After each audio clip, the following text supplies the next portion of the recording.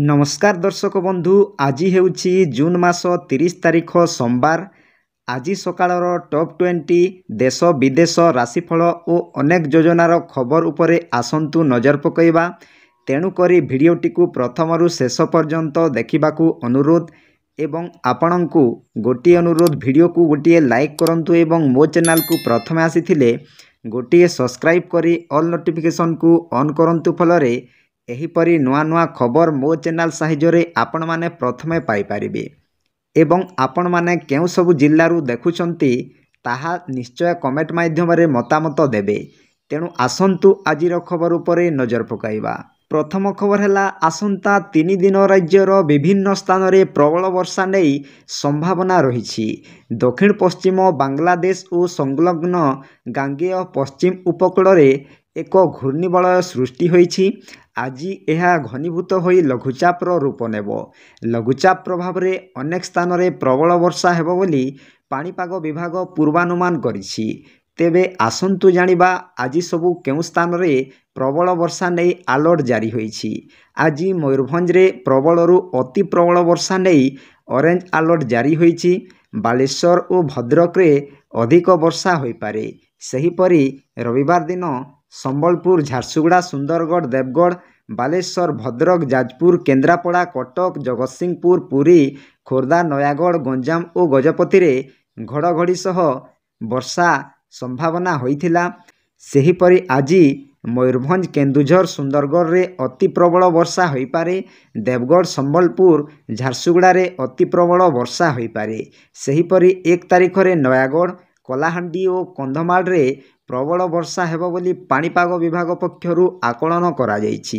नवरंगपुर रायगड़ा कोरापुट कटक बौद्ध सुंदरगढ़ और झारसुगुड़ा रे अधिक वर्षा संभावना रही।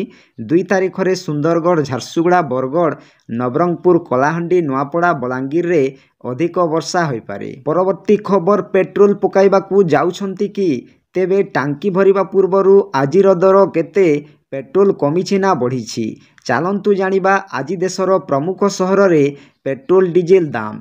तेबे आज भुवनेश्वर रे पेट्रोल दर 100 टंका 98 पैसा रहिथिबा बेले डीजेल दाम प्रति लिटर पिछा 92 टंका 56 पैसा रहिछि।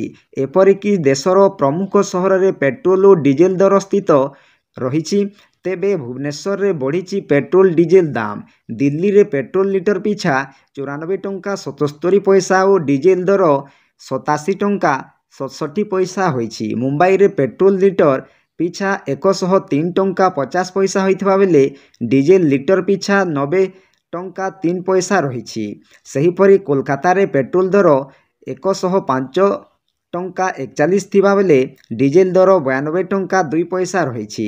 चेन्नई रे पेट्रोल दर 100 टंका 80 पैसा थिबा बेले डीजेल दाम 92 टंका 39 पैसा रहिछि।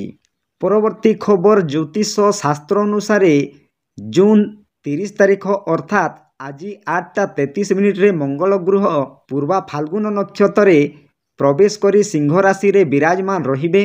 मंगल को ग्रहंक सेनापति मध्य कहा जाए। शास्त्र अनुसार मंगल शक्ति साहस पराक्रम और नेतृत्वर प्रतीक। सिंह राशि स्वामी सूर्य ग्रह से कि आत्मविश्वास महत्वाकांक्षा आदिर प्रतीक। मंगलंक प्रवेश पर कर्मक्षेत्र रे उन्नति आर्थिक लाभ और व्यक्तिगत जीवन रे सकारात्मक परिवर्तन आनी थाए। तो आसंतु आज जानिबा 5टी राशिर भाग्य बदल जिवो। सही 5टी राशि गुड़िक कौन कौन। प्रथम हैला मेष। मंगल मेष राशिंक स्वामी। मंगलंक एही चलन हेतु कर्मक्षेत्र और प्रेम रे सफलता मिलिबो। दाम्पत्य जीवन सुखमय हेबो। अटकी काम पूर्ण हेबो। टंका निवेश करी लाभवान हेबे। सहकर्मी सहयोग मिलिबो। प्रगति हेबो। संपर्क रे मधुरता रहिबो। अविवाहित युवक युवती विवाहर जोग रहिछि। नुआ नुआ सुजोग मिलिबो। आर्थिक स्थिति मजबूत हेबो। अधिक शुभफल पाई मंगलवार हनुमान चालीसा निश्चय पाठ करंतु। लाल चंदन रे तिलक लगांतु। तापरे आसिला मिथुन। आत्मविश्वास वृद्धि हेबो। कर्मक्षेत्र रे सफलता पाइबे। घरे मांगलिक कार्यर जोग रहिछि। ଛାତ୍ରଛାତ୍ରୀଙ୍କ ପାଇଁ ଶୁଭ ସମୟ। ବ୍ୟବସାୟରେ ଉନ୍ନତି ହେବ, ଚିନ୍ତା ଦୂର ହେବ। ଅଧିକ ଶୁଭଫଳ ପାଇଁ ପ୍ରଭୁ ଗଣେଶଙ୍କୁ ଦୁବ ଅର୍ପଣ କରନ୍ତୁ। ମଙ୍ଗଳବାର ସବୁଜ ମୁଗ ଦାନ କରନ୍ତୁ। ତାପରେ ଆସିଲା ସିଂହ। ଆତ୍ମବିଶ୍ୱାସ ଓ ସାହସ ବୃଦ୍ଧି ହେବ। ଆୟର ନୂଆ ନୂଆ ସୁଯୋଗ ମିଳିବ। ଟଙ୍କା ନିବେଶ କରି ଲାଭବାନ ହେବେ। ପରିବାରରେ ହସ ଖୁସି ସୁଖ ଶାନ୍ତିର ବାତାବରଣ ରହିବ। ଅଧିକ ଶୁଭଫଳ ପାଇଁ ସୂର୍ଯ୍ୟଙ୍କୁ ଜଳ ଅର୍ପଣ କରିବା ସହ ମଙ୍ଗଳବାର ଲାଲ ବସ୍ତ୍ର ପିନ୍ଧନ୍ତୁ। ତାପରେ ଆସିଲା ବିଛା। କର୍ମକ୍ଷେତ୍ରରେ ଉନ୍ନତି ହେବ। ମାନସମ୍ମାନ ବୃଦ୍ଧି ହେବ। ଅଟକିଥିବା ଧନ ମିଳିବ। ଅଧିକ ଶୁଭଫଳ ପାଇଁ ମଙ୍ଗଳବାର ସୁନ୍ଦରକାଣ୍ଡ ପାଠ କରନ୍ତୁ କିମ୍ବା ଶୁଣନ୍ତୁ। ଗୁଡ଼ ଦାନ କରନ୍ତୁ। ତାପରେ ଆସିଲା ତୁଳା।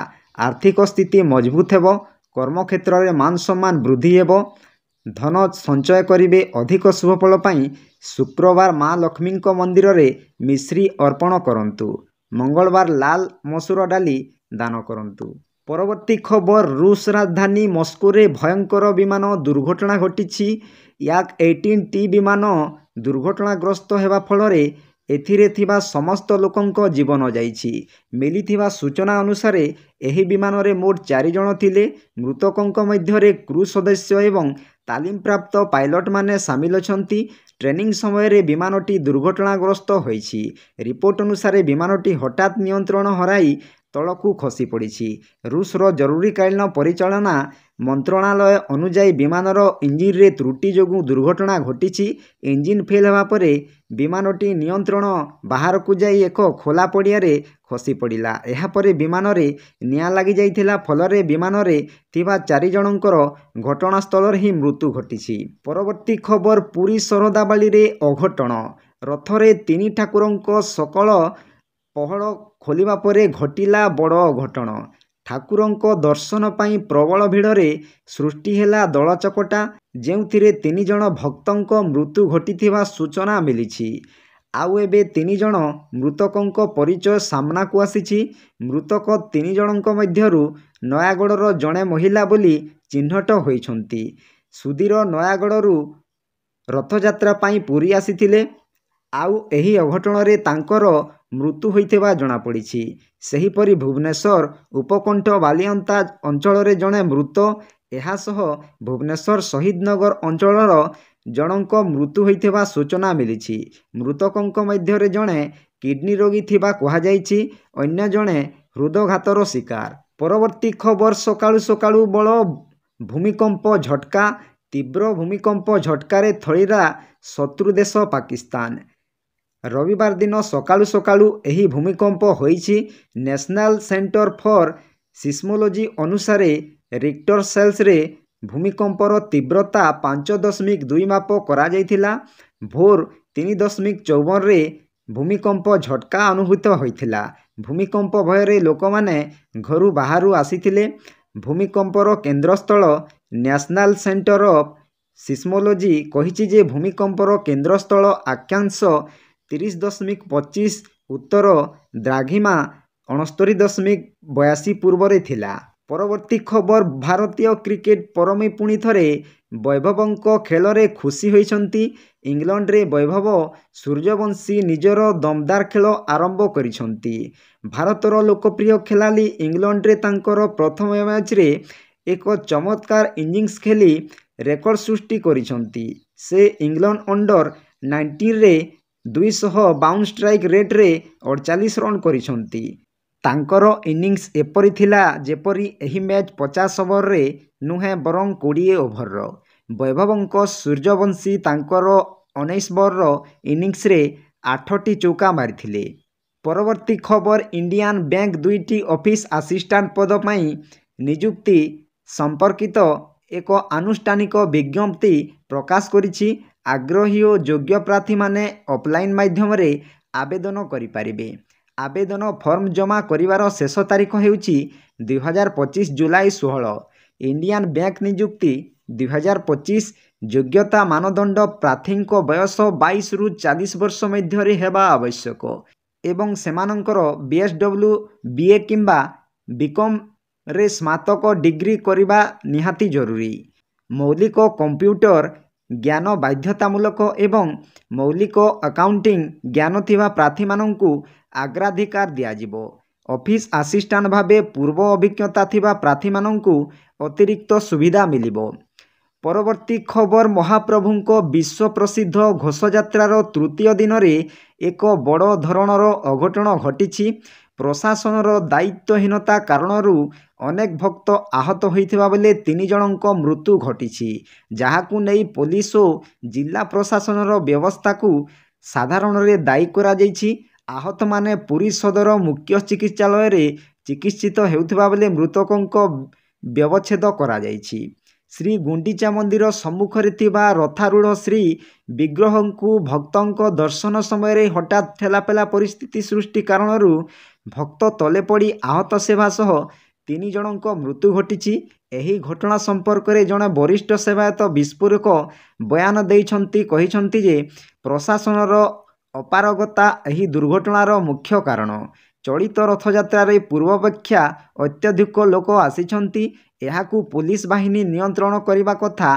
ଲକ୍ଷ ଲକ୍ଷ ଲୋକ ସୁନାବେଶରେ ଆସୁଛନ୍ତି, କିନ୍ତୁ ଏପରି ଘଟଣା ଘଟୁନି।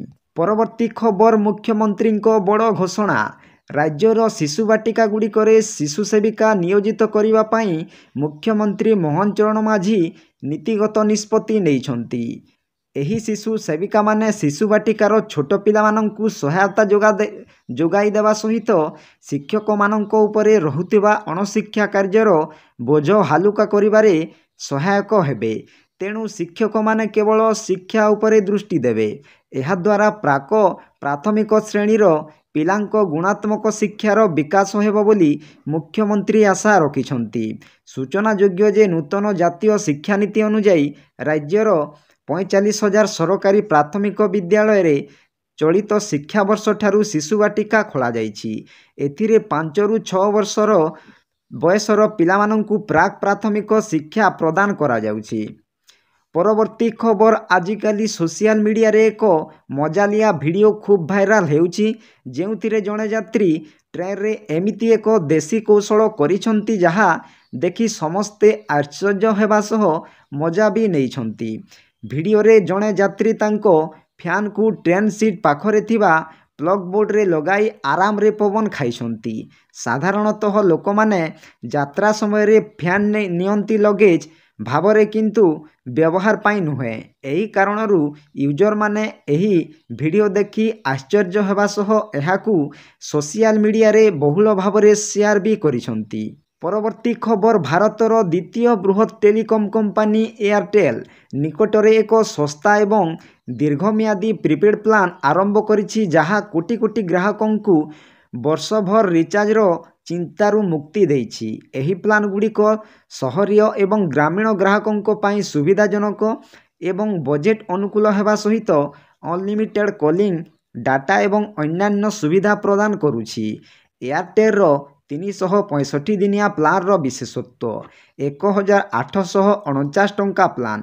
ଏହି ପ୍ଲାନ୍ଟି ଟେଲିକମ୍ ରେଗୁଲେଟରୀ ଅଥରିଟି ଅଫ୍ ଇଣ୍ଡିଆର ନିର୍ଦ୍ଦେଶ ଅନୁଯାୟୀ ଆରମ୍ଭ କରାଯାଇଛି। ଏହା ମୁଖ୍ୟତଃ 2G ଫିଚର ଫୋନ୍ ବ୍ୟବହାରକାରୀଙ୍କ ପାଇଁ ଡିଜାଇନ୍ କରାଯାଇଛି। ଏଥିରେ ଗ୍ରାହକମାନେ 365 ଦିନ ପାଇଁ ଅନଲିମିଟେଡ୍ କଲିଂ ସୁବିଧା ପାଇବେ, ଯାହା ଲୋକାଲ୍ ଏବଂ STD କଲ୍କୁ ମଧ୍ୟ ଅନ୍ତର୍ଭୁକ୍ତ କରେ। ଏହା ସହିତ ମାଗଣା ନ୍ୟାସନାଲ ରୋମିଂ ସୁବିଧା ମଧ୍ୟ ଉପଲବ୍ଧ। ପରବର୍ତ୍ତୀ ଖବର। ପୁରୀ ଅଘଟଣ ନେଇ ପ୍ରତିକ୍ରିୟା ରଖିଲେ ମୁଖ୍ୟମନ୍ତ୍ରୀ ମୋହନ ଚରଣ ମାଝୀ। ଘଟଣାରେ ମୁଖ୍ୟମନ୍ତ୍ରୀଙ୍କ ଶୋକ ପ୍ରକାଶ କରିଛନ୍ତି। ଜଗନ୍ନାଥ ପ୍ରେମୀଙ୍କ ନିକଟରେ କ୍ଷମା ପ୍ରାର୍ଥନା କରୁଛୁ ବୋଲି ସେ କହିଛନ୍ତି। ଯେଉଁ ଭକ୍ତମାନଙ୍କର ଜୀବନଦୀପ ଶରଧାବାଳିରେ ଲିଭିଯାଇଛି, ସେମାନଙ୍କ ପରିବାରବର୍ଗଙ୍କୁ ସମବେଦନା ଜଣାଇଛନ୍ତି। ଏହିଭଳି ଏକ ଦାରୁଣ ଦୁଃଖକୁ ସହିବା ନିମନ୍ତେ ଶକ୍ତି ଦେବା ପାଇଁ ମହାପ୍ରଭୁ ଜଗନ୍ନାଥଙ୍କ ନିକଟରେ ପ୍ରାର୍ଥନା କରୁଛି ବୋଲି ମୁଖ୍ୟମନ୍ତ୍ରୀ କହିଛନ୍ତି। ସୁରକ୍ଷା ଅବହେଳାର ତୁରନ୍ତ ତଦନ୍ତ କରାଯିବ ବୋଲି କହିଲେ।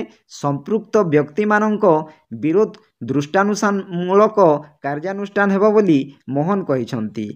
ଏନେଇ ମୁହଁ ଖୋଲିଛନ୍ତି ପୁରୀ ଜିଲ୍ଲାପାଳ। ସେ କହିଛନ୍ତି, ପହଡ଼ ପରେ ହଠାତ୍ ଭକ୍ତଙ୍କ ଭିଡ଼ ଦେଖାଦେଇଥିଲା। ପରବର୍ତ୍ତୀ ଖବର। କିଛି ଦିନ ହେବ ଲଗାତାର ହ୍ରାସ ପାଉଛି ସୁନା ଦର, ଯାହା ଗ୍ରାହକଙ୍କ ପାଇଁ ଆଶ୍ୱସ୍ତି ସହ ଆଣିଛି ଖୁସି ଖବର। ସୁନା ଦର 1 ଲକ୍ଷ ଟଙ୍କା ଅତିକ୍ରମ କରିଥିବା ସହ ଏଯାଏଁ ପ୍ରାୟ 600 ଟଙ୍କା ଦାମ କମିଛି। ସେଥିପାଇଁ ଦୋକାନରେ ଲୋକଙ୍କ ଭିଡ଼ ମଧ୍ୟ ଜମିଲାଣି। କାରଣ ଏବେ ଯେହେତୁ ବାହାଘର ସିଜିନ୍ ଚାଲିଛି ତେଣୁ ସମସ୍ତେ ସୁନା ଗହଣାରେ କିଣିବାରେ ବ୍ୟସ୍ତ। ଭାରତୀୟ ବଜାରରେ 24 କ୍ୟାରେଟ୍ ସୁନା 97,420 ଟଙ୍କା ରହିଛି। ସେହିପରି 22 କ୍ୟାରେଟ୍ ସୁନା ଦର 89,300 ଟଙ୍କା ଛୁଇଁଛି। ସେହିପରି ରାଜଧାନୀ ଭୁବନେଶ୍ୱରରେ 24 କ୍ୟାରେଟ୍ ସୁନାର ମୂଲ୍ୟ 10 ଗ୍ରାମ ପିଛା 97,420 ଟଙ୍କା ରହିଥିବା ବେଳେ 22 କ୍ୟାରେଟ୍ ସୁନାର ମୂଲ୍ୟ 89,300 ଟଙ୍କାକୁ ପହଞ୍ଚିଛି। ପରବର୍ତ୍ତୀ ଖବର, ଶନିବାର ଦିନ ଭାରତର କୋଟି କୋଟି ମୋବାଇଲ ବ୍ୟବହାରକାରୀଙ୍କ ଫୋନରେ ଏକ ଜରୁରୀକାଳୀନ ଆଲର୍ଟ ମେସେଜ ପହଞ୍ଚିଥିଲା, ଯାହା ସହିତ ଫୋନଗୁଡ଼ିକର ଜୋରରେ ବାଜି ଉଠିଥିଲା। ଏହି ଆଲର୍ଟ ଭାରତ ସରକାରଙ୍କ ଟେଲିକମ୍ ବିଭାଗ ଦ୍ୱାରା ପଠାଯାଇଥିଲା, ଯାହା ଏକ ପରୀକ୍ଷାମୂଳକ ସେଲ୍ ବ୍ରଡକାଷ୍ଟ ମେସେଜ ଥିଲା। ଏହି ମେସେଜ ପ୍ରଥମେ ଇଂରାଜୀରେ ମଧ୍ୟାହ୍ନ ପ୍ରାୟ 1ଟା ସମୟରେ ଏବଂ ପରେ ହିନ୍ଦୀରେ 1ଟା 30 ସମୟରେ ପଠାଯାଇଥିଲା। ଏହା ସମସ୍ତ ଆଣ୍ଡ୍ରଏଡ୍ ଏବଂ iOS ବ୍ୟବହାରକାରୀଙ୍କ ପହଞ୍ଚିଥିଲା। ପରବର୍ତ୍ତୀ ଖବର, ଘରୋଇ ଇଂଲଣ୍ଡ ଓ ଭାରତ ମହିଳା ଦଳ ମଧ୍ୟରେ ଅନୁଷ୍ଠିତ ପ୍ରଥମ ଟି-20 ମୁକାବିଲାରେ ଭାରତ 97 ରନରେ ବିଶାଳ ବିଜୟ ହାସଲ କରିଛି। ଏହି ମ୍ୟାଚରେ ପ୍ରଥମେ ବ୍ୟାଟିଂ କରି ଦଳ 5 ୱିକେଟ୍ ବିନିମୟରେ 210 ରନ୍ ସଂଗ୍ରହ କରିଥିଲା। ଜବାବରେ ଇଂଲଣ୍ଡ 14.5 ଓଭରରେ 113 ରନ୍ କରି ଅଲଆଉଟ୍ ହୋଇଯାଇଥିଲା। ଆହତ ହରମନପ୍ରୀତ କୌରଙ୍କ ଅନୁପସ୍ଥିତିରେ ଭାରତୀୟ ଦଳର ନେତୃତ୍ୱ ନେଇଥିବା ସ୍ମୃତି ମନ୍ଦନା ଶତକ ଅର୍ଜନ କରି ବିରଳ ରେକର୍ଡ ସ୍ଥାପନ କରିବା ସହ ଦଳକୁ ଜିତାଇବାର ପ୍ରମୁଖ ଭୂମିକା ଗ୍ରହଣ କରିଥିଲେ। ସେ ପ୍ରଥମ ଭାରତୀୟ ବ୍ୟାଟର 3ଟି ଯାକ ଫର୍ମାଟରେ ଶତକ ଅର୍ଜନ କରିବାରେ ରେକର୍ଡ କରିଥିଲେ। ପରବର୍ତ୍ତୀ ଖବର, ରଥଯାତ୍ରା ଘଟଣାରେ ମୁଖ୍ୟମନ୍ତ୍ରୀ ମୋହନ ଚରଣ ମାଝୀ ଅତ୍ୟନ୍ତ ବ୍ୟଥିତ ହୋଇ ଦୁଃଖ ପ୍ରକାଶ କରିଛନ୍ତି। ମୁଖ୍ୟମନ୍ତ୍ରୀ ଏ ଘଟଣାରେ ବ୍ୟକ୍ତିଗତ ଭାବେ ତଥା ରାଜ୍ୟ ସରକାରଙ୍କ ପକ୍ଷରୁ କ୍ଷମା ପ୍ରାର୍ଥନା କରିଛନ୍ତି। ଶରଧାବାଳିରେ ଦଳାଚକଟାରେ ମୃତ୍ୟୁ ଘଟଣା ପରେ ଆକ୍ସନ ମୋଡରେ ସରକାର।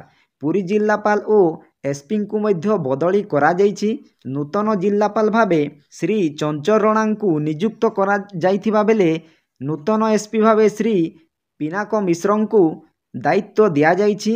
ଏହା ସହିତ ଡିସିପି ଶ୍ରୀ ବିଷ୍ଣୁପତି ଓ କମାଣ୍ଡାଣ୍ଟ ଶ୍ରୀ ଅଜୟ ପାଢ଼ୀଙ୍କୁ ଦାୟିତ୍ୱରେ ଅବହେଳା ଅଭିଯୋଗ ଯୋଗୁଁ ନିଲମ୍ବିତ କରାଯାଇଛି। ମୁଖ୍ୟମନ୍ତ୍ରୀ କହିଛନ୍ତି ଯେ ମହାପ୍ରଭୁଙ୍କ ରଥଯାତ୍ରା ଆମ ଓଡ଼ିଆ ଜାତିର ଗର୍ବ ଓ ଗୌରବ। ଏଥିରେ ସାମାନ୍ୟ ଅବହେଳା ବରଦାସ୍ତ କରାଯିବ ନାହିଁ। ସମୟ ଦାୟୀ ବ୍ୟକ୍ତିଙ୍କ ବିରୁଦ୍ଧରେ ଦୃଷ୍ଟାନ୍ତମୂଳକ କାର୍ଯ୍ୟାନୁଷ୍ଠାନ ଗ୍ରହଣ କରାଯିବ। ପରବର୍ତ୍ତୀ ଖବର, ଆସନ୍ତା 1 ଜୁଲାଇ 2025ରୁ ଭାରତରେ ଅନେକ ଗୁରୁତ୍ୱପୂର୍ଣ୍ଣ ନିୟମରେ ପରିବର୍ତ୍ତନ ହେବାକୁ ଯାଉଛି, ଯାହାର ସିଧାସିଧି ପ୍ରଭାବ ସାଧାରଣ ଲୋକଙ୍କ ପକେଟ ଉପରେ ପଡ଼ିବ। ରେଳବାଇ ଟିକେଟ ବୁକିଂରୁ ଆରମ୍ଭ କରି କ୍ରେଡିଟ୍ କାର୍ଡ, ATM ଓ ପାନ୍ କାର୍ଡ ସହ ଜଡ଼ିତ ନୂଆ ନିୟମ ଆପଣଙ୍କ ଦୈନନ୍ଦିନ ଜୀବନକୁ ପ୍ରଭାବିତ କରିବେ। ଆସନ୍ତୁ ଜାଣିବା ଏହି ନିୟମଗୁଡ଼ିକ କ'ଣ ଓ ଏହା ଆପଣଙ୍କ ଉପରେ କିପରି ପ୍ରଭାବ ପକାଇବ। ରେଳବାଇ ଟିକଟରେ ପରିବର୍ତ୍ତନ। ତତ୍କାଳ ଟିକେଟ ବୁକିଂରେ ଆଧାର ବାଧ୍ୟତାମୂଳକ।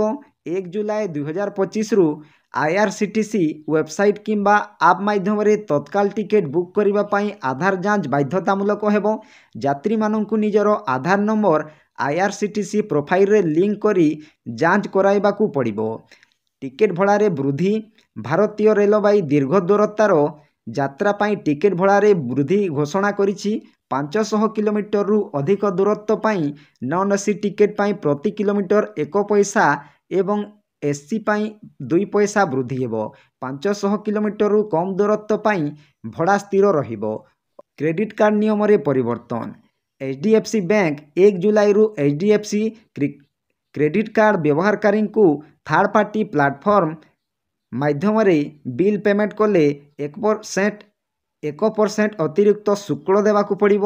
ଏହା ସହିତ 10,000 ଟଙ୍କାରୁ ଅଧିକ ୱାଲେଟ୍ ଲୋଡିଂ, 50,000 ଟଙ୍କାରୁ ଅଧିକ ଉପଯୋଗିତା ବିଲ୍ ପେମେଣ୍ଟ ଏବଂ 10,000 ଟଙ୍କାରୁ ଅଧିକ ଅନଲାଇନ୍ ଗେମିଂ ଟ୍ରାଞ୍ଜାକ୍ସନ୍ ଉପରେ ମଧ୍ୟ 1% ଶୁଳ୍କ ଲାଗୁ ହେବ। ତାପରେ SBI କାର୍ଡ। 15 ଜୁଲାଇ 2025ରୁ SBI କ୍ରେଡିଟ୍ କାର୍ଡରେ ନୂଆ ନିୟମ ଲାଗୁ ହେବ। ଏହା ଅନ୍ତର୍ଗତ ନ୍ୟୁନତମ ଦେୟ, ପେମେଣ୍ଟ ଗଣନା, ପେମେଣ୍ଟ ସେଟେଲମେଣ୍ଟ କ୍ରମ ଏବଂ କିଛି ପ୍ରିମିୟମ କାର୍ଡରେ 1 କୋଟି ଟଙ୍କାର ମାଗଣା ହବାଇ ଦୁର୍ଘଟଣା ବୀମା ବନ୍ଦ ହେବ। ତାପରେ ICICI Axis bank ICICI bank ATM transaction demand draft cash ଜମା ଉତ୍ତୋଳନ ଏବଂ ଡେବିଟ୍ କାର୍ଡ ଶୁଳ୍କରେ ପରିବର୍ତ୍ତନ କରିଛି। ଆକ୍ସିସ୍ ବ୍ୟାଙ୍କ ମଧ୍ୟ ସେଭିଂ ଓ ଟ୍ରଷ୍ଟ ଆକାଉଣ୍ଟ ପାଇଁ ନୂଆ ଶୁଳ୍କ ଏବଂ ATM ଟ୍ରାଞ୍ଜାକ୍ସନ ସୀମାରେ ପରିବର୍ତ୍ତନ ଆଣିଛି। ତାପରେ ପାନ କାର୍ଡ ଓ ଆଧାର ଲିଙ୍କ 1 ଜୁଲାଇ 2025ରୁ ନୂଆ ପାନ କାର୍ଡ ପାଇଁ ଆଧାର କାର୍ଡ ବାଧ୍ୟତାମୂଳକ ହେବ। ଯଦି ଆପଣଙ୍କ ପାଖରେ ପୂର୍ବରୁ ପାନ କାର୍ଡ ଓ ଆଧାର କାର୍ଡ ଅଛି ତେବେ ଏହାକୁ 31 ଡିସେମ୍ବର 2025 ସୁଦ୍ଧା ଲିଙ୍କ କରିବା ଆବଶ୍ୟକ। ଅନ୍ୟାନ୍ୟ ଗୁରୁତ୍ୱପୂର୍ଣ୍ଣ ପରିବର୍ତ୍ତନ ଇନକମ୍ ଟ୍ୟାକ୍ସ ରିଟର୍ଣ୍ଣ ଫାଇଲିଂ ଆକଳନ ବର୍ଷ 2025ରୁ 26 ପାଇଁ ଇନକମ୍ ଟ୍ୟାକ୍ସ ରିଟର୍ଣ୍ଣ ଫାଇଲିଂରେ ଶେଷ ତାରିଖ 15 ସେପ୍ଟେମ୍ବର 2025 ପର୍ଯ୍ୟନ୍ତ ବୃଦ୍ଧି କରାଯାଇଛି। LPG ମୂଲ୍ୟ LPG ସିଲିଣ୍ଡରର ମୂଲ୍ୟରେ ମଧ୍ୟ ପରିବର୍ତ୍ତନ ହୋଇପାରେ ଯାହା ପରିବାରର ବଜେଟକୁ ପ୍ରଭାବିତ କରିବ। ପରବର୍ତ୍ତୀ ଖବର କେନ୍ଦ୍ରୀୟ ମାଧ୍ୟମିକ ଶିକ୍ଷା ବୋର୍ଡ 2025 ମସିହାରେ ଦଶମ ଓ ଦ୍ୱାଦଶ ଶ୍ରେଣୀର ସପ୍ଲିମେଣ୍ଟାରୀ ପରୀକ୍ଷା ପାଇଁ ସମୟ ସାରଣୀ ପ୍ରକାଶ କରିଛି।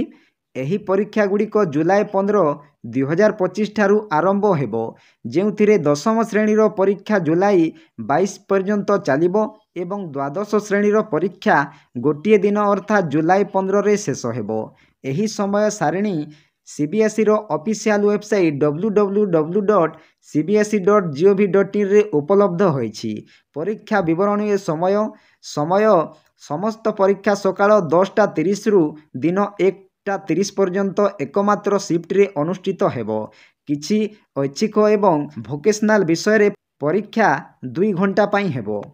ପରବର୍ତ୍ତୀ ଖବର ପୁରୀ ଶରଧାବାଳି ଅଘଟଣ ପରେ ସରକାର ନେଲେ ବଡ଼ କାର୍ଯ୍ୟାନୁଷ୍ଠାନ।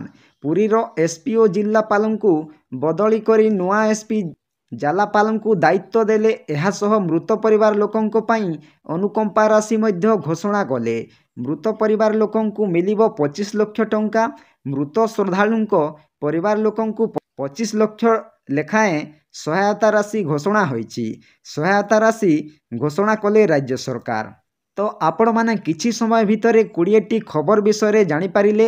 ଆପଣମାନଙ୍କୁ କେଉଁ ଖବରଟି ଭଲ ଲାଗିଲା ନିଶ୍ଚୟ କମେଣ୍ଟ ମାଧ୍ୟମରେ ମତାମତ ଦେବେ ଏବଂ କେଉଁ ସବୁ ଜିଲ୍ଲାଗୁଡ଼ିକରୁ ଦେଖୁଛନ୍ତି ତାହା ମଧ୍ୟ ମତାମତ ଦେବେ।